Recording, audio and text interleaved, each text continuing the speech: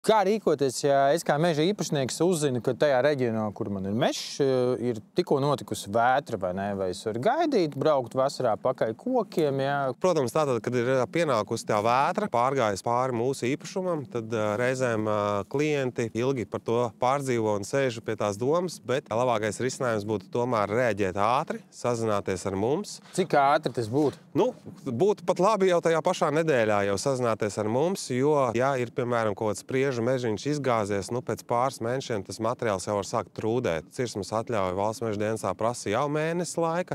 Ja jums nav inventarizācija vēl mežam gatava, tad tas ir vēl plus mēnesis.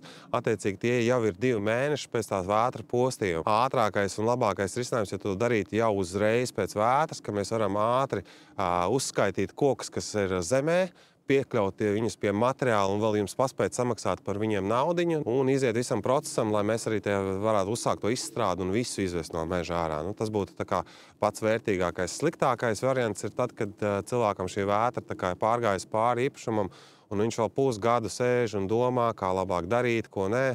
Nu, un tad vēl, kamēr tās atļaujas dabū un paiet vēl laiks, un tad ir tā, ka tiešām no 100 000 vērta meža var pārvērsties par 40 000, un tas tā kā būs sāpīgi visām pusītēm. Jācenšas reaģēt ātri, jācenšas sazināties ar mums laicīgi, un tad mēs varam mēģināt pēc iespējas ātrāk palīdzēt, lai mēs saglabājam tās finanses. Nu, lai varētu nopelnīt no nogāztiem kokiem. Tieši tā, lai varētu nopelnīt no tiem nogāztiem kokiem, viņi jau tur zaļi.